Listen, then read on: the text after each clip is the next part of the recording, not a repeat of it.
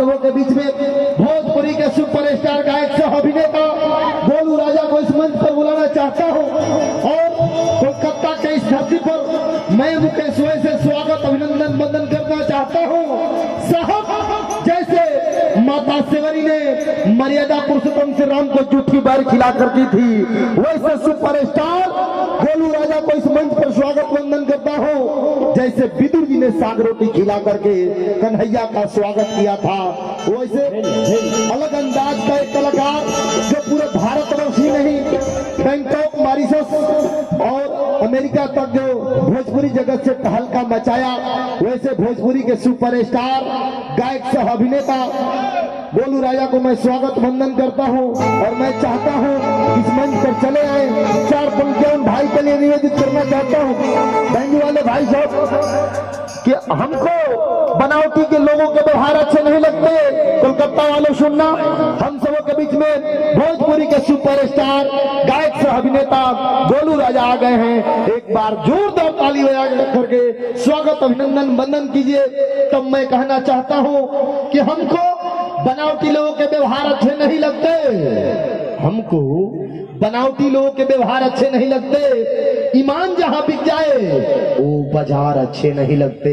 क्या बात है। यूं तो दुनिया की चकाचौंध सबको लुभाती है, जिस आंगन में अपने गर्जीवन का प्यार न मिले तो मुझे फ्रिज में रखा हुआ मिठाई और भारत का त्योहार अच्छे नहीं लगते। तो अपने अपने घर में गर्जीवन का सम्मान प्यार पाते रहिए और गोलू राजा को आप सब इसी तरह प्यार आशीर्वाद बरसाते रहिए।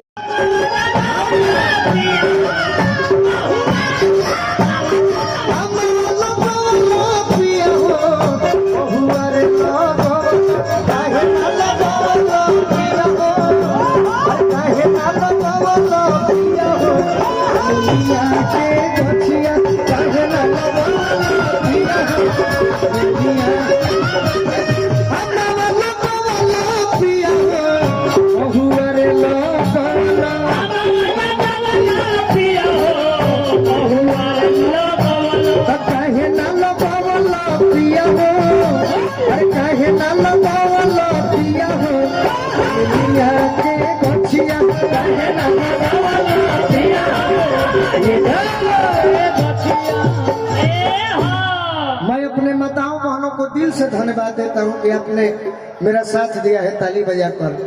अब यही भाव में जानी जे मनोज भैया, हाँ जी, काली भैया, हाँ भैया, पति देव बहरा जाके तैयारी कैले बड़े। अच्छा अच्छा, कौन पति? कपाड़ छिलियल पति ना हो, अच्छा, मेहरारू के मरद। अच्छा ऐसे कहो।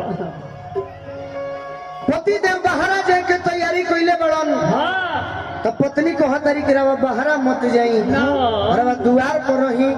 तो पति देव को हतारे कि प्यारी हो देश देखे हम, प्यारी हो देश देखे, प्यारी हो देश देखे हम, प्यारी हो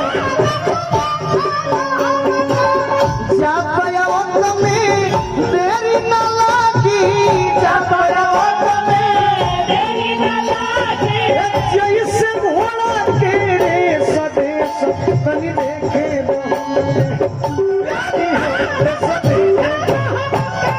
प्यारी हो देश देखे हम के, प्यारी हो। अरे कहे ना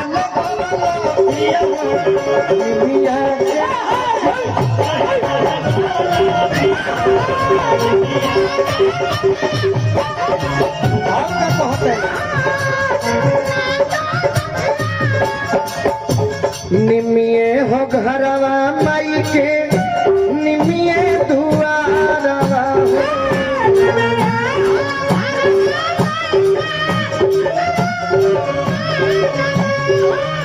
भावे नाही को बहु इनका पकड़ी पिपारवा। बहुत सुंदर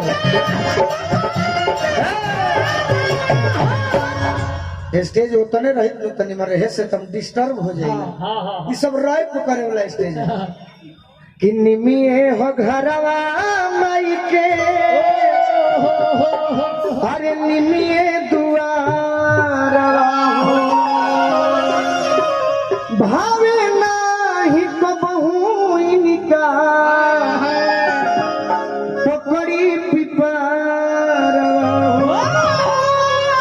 इस महफिल में मेरे खान चाचा भी बैठे हुए हैं। मैं आपको एक गजल जरूर सुनाऊंगा हिंदी में, अच्छा रहेगा, जो कव्वाली के भाव में रहेगा, जो शायद आपको पसंद आए। भोजपुरी हो सके पसंद आए या ना आए, इसके बाद गजल जरूर है आपके लिए सुनाऊंगा। अनारा लगवला अरे पिया हो, जरूर जरूर मुझे जरूरत है आपकी। अरे अढ़ौल लगवला तो काहे ना लगवला पिया हो, अरे काहे ना लगवला पिया हो।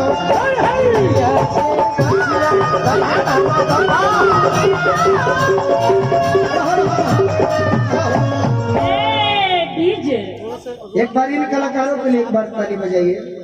मैं आप लोग को थैंक यू बोल रहा हूँ, लेकिन मेरे साथ करना पड़ेगा।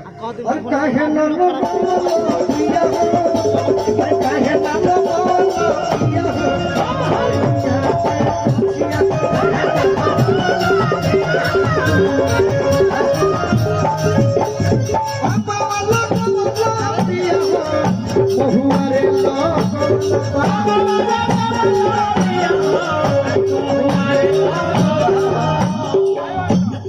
का माता बहन लोग भोजन निमन नहीं खेला गो, एक बार हाथ उठाओ लोग पहले। मित्र बहुत बहुत धन्यवाद, पहला बार भेंट हुआ है लेकिन अच्छा लग रहा है मुझे। किया बाबा लोग वाला किया बहुआ रे लोग वाला,